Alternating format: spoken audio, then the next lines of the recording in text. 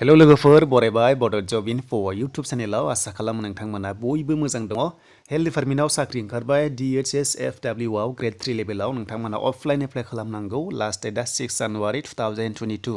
हिनजावफोर हौवाफोर गासैबो एप्लाइ खालामनो हागोन अल आसाम स्टुडेन्टस एबा केन्डिडेट्स।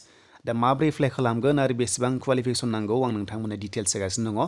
बेनिखायनो भिडिअखौ नोंथांमोना नायलांबाय थादो जोबजासिम आरो जाय नोंथांमोना चेनेलाव गोदानै फैदोंमोन साबस्क्राइब खालामना लाबानो जाबाय बड जब इनफो यूट्यूब चेनेलाव नोंथांमोना जेब्लायबो जबनि आपडेट मोननाय जायो। दा बिदिब्ला गोबाव खालामला जों थांसो फैदो अफिसियेल वेबसाइटआव बेनिफ्राय जों नायसै नटिफिकेसन। दा जोङो अफिसियेल वेबसाइटआव फैनाय लोगो लोगो जोंहा बेबायदि हम पेज मोनो अके।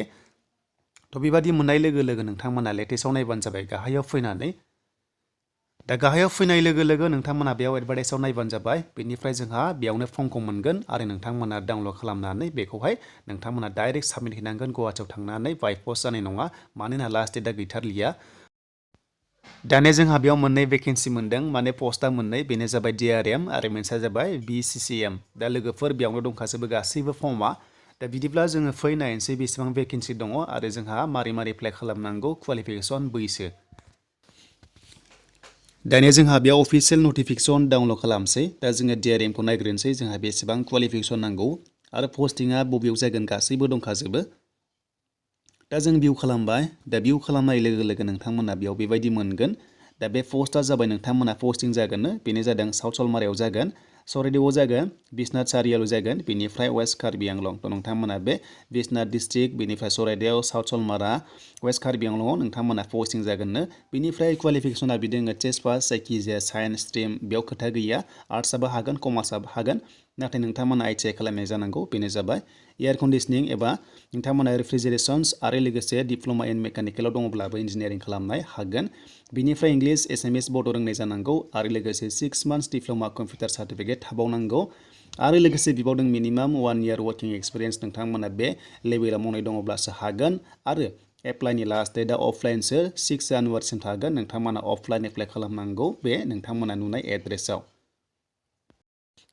दा बेखायनो नोंथांमोना बेखौहाय फर्मेट मोनखागोन। बे फर्मेटाव नोंनि गासैबो डकुमेन्ट्सखौ हरफाजोबनांगोन सेल्फ एटेस्टेड होनानै। थ' नोंथांमोना हायोबा नोंथांमोना डाइरेक्टहै थ' नोंथांमोना स्पिड पस्टबो खालामनो हागोन गोसोबा नाथाय डेटआ बारा गोबाव गैया मानोना बेखौ लेट होखादों अफिसियेल नटिफिकेसनखौनो।